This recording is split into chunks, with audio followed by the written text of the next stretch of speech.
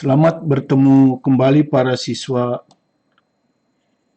kelas 11 SMA MA. Kita akan melanjutkan pembelajaran kita masih pada bab 1 tentang kekekalan energi mekanik. Ya, tapi di sini rotasi benda tegar. Jadi benda tegar. Nah, sebelumnya Anda telah mempelajari aplikasi dari kekekalan energi mekanik pada gerak menggelinding. Ya. Nah, kemudian Anda turunkan tips-tips ini kan. Tapi di sini posisi pusat masanya hampir tidak berpengaruh ya terhadap rumus, karena dimanapun dia berada dia bisa sama gitu ya, posisinya sama, baik dia di bidang datar maupun di bidang miring, sehingga ketinggian dari pusat massa ini tidak terlalu terlihat. Ya, kemudian Anda kenal kalau energi kinetik translasi saja atau gerak lurus itu setengah M kali kecepatan pusat massa. Jadi selalu kecepatan pusat massa pangkat 2. Sedangkan kalau dia berotasi saja, itu energi kinetik rotasinya adalah setengah I. Nah, di sini I pusat massa ya, karena dia tidak ada engsel. Nanti kalau ada engselnya tergantung engselnya kan. Kali omega kuadrat. Ya, itu yang Anda lihat kemarin. Nah, sekarang kita akan lihat bahwa posisi pusat massa sangat berpengaruh. Dan itu bisa Anda lihat pada soal ini, yang diambil dari penuntun belajar fisika Martin, halaman 26 di buku ini ya. Kalau Anda buka halaman 26, nah ini ada soal nih. Sudah dibahas. Ya, jadi kalau Anda punya buku ini, soal ini sudah dibahas, saya hanya mengulang saja. Ya, sehingga Anda mengetahui bagaimana pembahasannya. Dan latihannya banyak di sebelah belakang sini ya, banyak latihan. Ya, itu. Jadi ini yang akan saya bahas, dan ini diambil dari soal JEE Advanced Physics ya di India. Oke, kita langsung saja. Jadi soalnya seperti yang sebelah kiri itu ya. Soalnya seperti ini. Pada batang, ini ada batang homogen AB, jadi ini batang homogen AB bermassa M, jadi batang ini massanya M. Ya.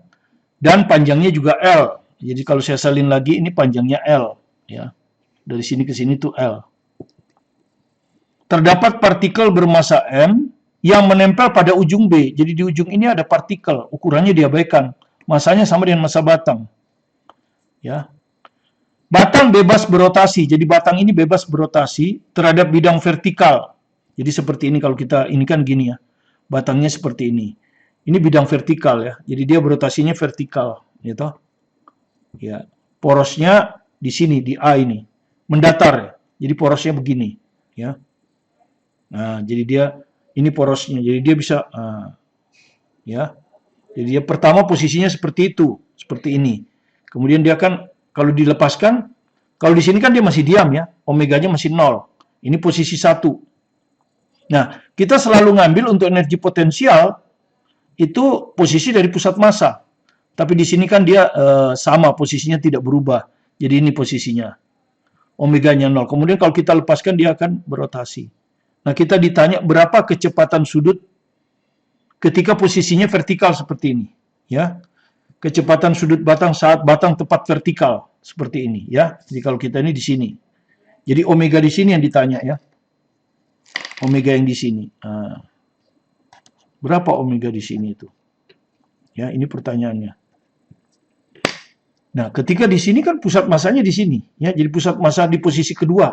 Sorry, ini pusat massa posisi kedua ya. Pusat massa posisi kedua. Jadi ini posisi 2 ini, bukan posisi 1. Ini yang posisi 1. Oke, ini. Jadi posisi 1 di sini, pusat massanya di sini. Nah, kita ambil nanti acuan 0 itu di sini. Ini acuan 0 untuk energi potensial nanti. Acuan 0 energi potensial. Ya. Oke, kita lihat pertama ya. Batang dan partikel berotasi terhadap ujung A sebagai poros dengan kecepatan sudut omega sama ketika di sini, di posisi kedua. Nah, sekarang kita hitung karena hanya rotasi saja, di sini nggak ada gerak translasi. maka pasti dia akan mengenai energi kinetik rotasi. Ya, dan Anda tahu energi kinetik rotasi itu rumusnya adalah setengah momen inersia kali omega kuadrat. Ini nanti ditanya. Jadi kita harus cari momen inersia. Tentu ada dua benda di sini, satu batang, momen inersia batang terhadap ujung. Anda sudah tahu ya, sepertiga ml kuadrat. Gitu ya. Kemudian momen inersia partikel itu rumusnya mr kuadrat. Itu rumus. Ya. M itu massa. Kebetulan massanya sama dengan massa batang. R itu adalah jarak partikel ke poros. Jarak partikel ke poros itu L. Sehingga momen inersia partikel adalah m L kuadrat. Gitu. Nah, ketika dia berada di posisi omega ini, baik batang maupun partikel berotasi dengan kecepatan sudut sama. Ya, sehingga kita bisa satukan momen inersianya untuk ngitung energi kinetik rotasinya nanti. Momen inersia total adalah momen inersia batang tambah momen inersia partikel. Momen inersia batang adalah sepertiga ml kuadrat, momen inersia partikel ml kuadrat. Maka ini 1 tambah sepertiga adalah 4/3 ml kuadrat. Nah, ini adalah momen inersia totalnya. Ya. Nah, sekarang kita tinjau sekarang. Selama batang bergerak, dia hanya bergerak rotasi saja, ya. Dan selama dia bergerak ini tidak bekerja gaya non-konservatif. Ya, gaya non-konservatif Anda sudah tahu di kelas 10 yaitu gaya gesekan yang terutama. Di sini ada gesekan angin, tapi gesekan angin biasanya diabaikan. Ya toh? Gitu. Dan tidak ada gaya pegas karena dari situ gaya gesekan, gaya pegas dan gaya gravitasi benda yang jauh, tapi ini kan bendanya dekat, jadi beratnya tetap. Sehingga berlaku kekekalan energi mekanik. Ya. Nah, kemudian ambil acuan energi potensial 0 pada posisi 1. Ya, maka energi potensial pada posisi 1 baik batang maupun partikel itu 0. Ya. Karena ketinggian H pusat massanya, ya, ketinggian H1 pusat massa itu 0. Ya, ini pusat massa 0. Oke. Sekarang kita hitung energi potensial pada posisi 2. Ya. Posisi 1 sudah 0. Sekarang pada posisi 2. Ada 2 kan ya? Energi potensial untuk batang dan energi potensial untuk partikel. Untuk batang itu mg H2 pusat massa batang ya, karena dia benda tegar, batang ini benda tegar. Sementara partikel dia bukan benda tegar, jadi cukup mg sama dengan H2 partikel. Ya, maka ini akan sama dengan mg. Nah, H2 pusat massa itu di sini, ada di bawah, ya, di bawah ya. Ini kalau panjangnya L/2, karena dia di bawah maka min L/2. Sementara untuk partikel dia ada di sini, ya. Jadi ukurannya diabaikan, maka dia ada L di bawah. Jadi min L. Nah, kalau ini kita tambahkan min 3/2 mgl. Nah, seperti ini, ya. Kemudian seperti kita bilang tadi, energi potensial sudah, sekarang kita hitung energi kinetik 2 ya. Karena kalau energi kinetik 1 kan 0 ya. Kalau energi kinetik 1 0 karena di sini dia masih diam. Jadi keduanya mengalami rotasi dengan omega. Maka energi kinetik keduanya adalah setengah I omega kuadrat. I-nya jadi satu kesatuan saja. Dan sudah kita hitung ini. Ini 4/3 ml kuadrat. Ya. Nanti. Jadi ingat, energi kinetik 1 0 karena di posisi 1 keduanya masih diam, belum berotasi, ya. Jadi omeganya masih 0. Nah, ini adalah di posisi kedua ini. Ya, ada omega.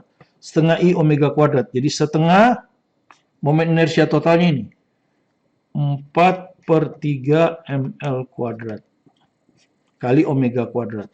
Nah, seperti ini.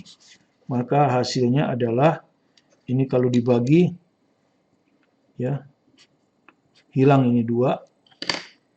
Maka ini jadi 2/3 ml kuadrat omega kuadrat. Nah, sekarang kita bisa gunakan kekekalan energi mekanik ya pada posisi 1 dan posisi 2 ya. Jadi di gambar ini pada posisi 1 dan posisi 2. Energi potensial 1 tambah energi kinetik 1, energi potensial 2 tambah energi kinetik 2. Energi potensial 1 0 karena diambil sebagai acuan 0 pusat massa ini. Energi kinetik 1 juga 0 karena di sini dia masih diam, belum berotasi. Kemudian energi potensial 2 udah kita hitung tadi itu. Energi potensial 2 ini sudah kita hitung nih. Nih, min 3/2 mgl. Kemudian energi kinetik 2 barusan kita hitung tuh 2/3 ml kuadrat omega kuadrat. Kemudian karena ini 0, maka kita bisa bagi M, hilang ini. Kemudian L di sini ada lagi. Di sini L kuadrat, jadi L-nya aja yang hilang. Kemudian ini kita pindah ke kiri. Min 3/2 jadi 3/2. Ya, G sama dengan ini sisa 2/3 L omega kuadrat. 2/3 L omega kuadrat. Supaya tidak ada pecahan, kita kalikan 6. Maka ini dikali 3. 3 kali 3, 9. 9G sama dengan, ini dikali 2. 2 kali 2, 4. 4 L omega kuadrat. Omega kuadrat bisa dihitung. Ya. Omega kuadratnya akan sama dengan kiri 9G dibagi kanan 4L. Maka omeganya sama dengan akar 9, 3, akar 4, 2. G per L tertinggal di dalam akar. Ya, ini jawabannya. Ya. Jadi kalau Anda lihat, jawabannya adalah D. Ya. Itulah cara penyelesaian kekekalan energi mekanik rotasi menyangkut benda tegar. Ya, jadi perhatikan, energi potensial harus dihitung terhadap pusat massa. Ya. Kemudian yang kalau energi kinetik aja jadi setengah I omega kuadrat. Karena di sini batang dan partikel jadi satu kesatuan, maka momen inersianya saya hitung total saja. Ya, demikian yang bisa kita berikan kepada Anda. Jika Anda merasa ada manfaatnya, silakan di-subscribe, like, komen, dan share ke teman-teman untuk mendukung kami supaya channel ini bisa menjadi salah satu channel pembelajaran bagi seluruh siswa di Indonesia agar mencerdaskan mereka di dalam bidang matematika, fisika, dan kimia. Tetap semangat belajar mandiri di rumah, jaga diri Anda dengan menerapkan 3M, prokes, fokus pada tujuan Anda, dan saya yakin Anda akan sukses. Bersama saya, Martin Kanginan.